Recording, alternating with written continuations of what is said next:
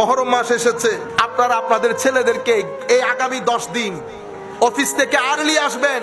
প্রত্যেক দিন রাতে আধা ঘন্টা বসে বসে তাদেরকে আলে বাইত রাসূলের তালিম দেবেন। নামগুলা বলবেন। ইমামে হাসান নাম শুনলে তো অন্তর বড় হয়ে যায়। কেন? কারণ হাসান এবং হুসাইন আমার নবীর দুই নাতির নাম হওয়ার আগে সৃষ্টির মধ্যে কারো নাম হাসান হুসাইন ছিল না। আমার নবীকে জিজ্ঞেস করা হলে আমার নবী বলেছেন এগুলা বেহেশতি নাম। এই জন্য হাসান বললেই কেমন করে উঠে না, হুসাইন বললেই কেমন করে উঠে। ফাতেমা নরমাল একটা নাম না, নরমাল নাম। কত সুন্দর সুন্দর আপনারা তো রাখেন, সিনতিয়া, বিনতিয়া, নাম সব সুন্দর বেটা। আপনারা কেউ আবার সিনতিয়ার বাবা রেগে যাবে, সব নাম সুন্দর, কিন্তু বেটা এমন নাম রাখবেন কিয়ামতের ময়দানে যখন ডাক পড়বে আমার নবীও যেন খুশি হয়, আমার নবীও যেন খুশি হয়। যেমন হাজেরা লাগলেন, সারা রাখলেন। আমার নবী তো জানেন হাজেরা কার নাম, সারা কার নাম। আমার নবী একটু হলেও চোখ খুলে তাকাবেন, দেখি সারা কার নাম। এমন নাম রাখবেন না যেই নাম ভারী হয়ে যায়। আমি আপনাদেরকে বলছিলাম হাসান, হুসাইন, ফাতেমা, আয়েশা, দেখ না আয়েশা নামের মধ্যে সফটনেস দেখেছেন কেন? আমার নবী হযরত আয়েশাকে অনেক মহব্বত করতেন, অনেক মহব্বত করতেন। আয়েশা বললে কেমন, অথচ নরমাল নাম। আপনি 100 বছর শুনতেছেন আয়েশা, তবুও কেন যেন আয়েশা কেমন লাগে।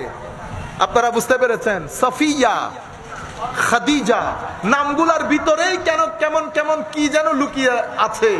সম্মানিত উপস্থিতি, আমি আপনাদেরকে জিনিসটা বুঝাতে চাচ্ছি যে আপনি আপনার অফিস থেকে ফেরার পথে প্রত্যেক দিন আধা ঘন্টা সময় আপনার না হলে মাদেরকে বলে দেন, শীট করে দেন, বের করে লিখে দেন, দরুদ শরীফ পড়তে বলেন, কারবালার ঘটনা শুনান, হাসান হুসাইনের ঘটনা শুনান, ফাতেমাতুজ জাহরার কথা বলেন, সাহাবায়ে কেরামের কথা বলেন, তাদের ত্যাগ তিতিক্ষার কথা বলেন।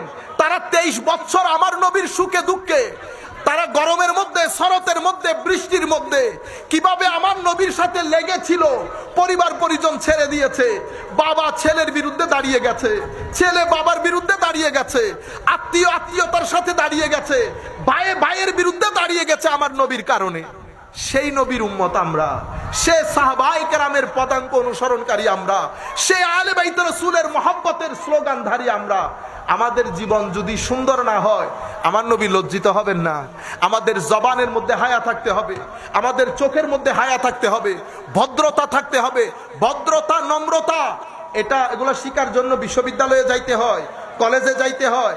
এটার জন্য কি আপনি বলবেন আমি রিক্সা চালাই এই জন্য আমি জানি না ভদ্রতা কি? এটা একটা কথা হইলো? রিক্সা চালান, ট্যাক্সি চালান, কি করেন, আপনার কাজের সাথে এগুলার কোনো সম্পর্ক নাই। ঘরের মধ্যে সভ্যতা গড়ে তুলেন। কোন ঘরের মধ্যে, কোন ঝুপড়ির মধ্যে, কোন মাটির ঘরের মধ্যে আপনি থাকেন, ডাজন্ট ম্যাটার। সভ্যতা গড়ে তুলেন, তুই তুকারি ছেড়ে দেন, ছেলেদেরকে বড় হতে দেন, তাদের ভিতরে বড় হওয়ার ইন্সপিরেশনটা জাগিয়ে দেন। আপনি দেখবেন কোন জায়গার কে উঠে। আমাদের পূর্বের প্রেসিডেন্ট কে ছিলেন? কে ছিলেন ভুলে গেছেন? আব্দুল হামিদ সাহেবকে ভুলে গেছেন? প্রেসিডেন্ট ছিলেন না? প্রেসিডেন্টের বাড়ি কোথায় জানেন? কোথায়? মিঠামাইন না? মিঠামাইনে কেউ গেছেন এখানে? হ্যাঁ, মাশাআল্লাহ। ওই মিঠামাইন মানে বুঝুন না, এড়ে মানে নারায়ণ হই না একবারে অজ ফারাগা। আর ওনারা তো শহরের মানুষ না, একেবারে অজপাড়াগা, যেখানে মানুষ মারা গেলে কবর দেওয়ার মাটি থাকতো না পানির জন্য।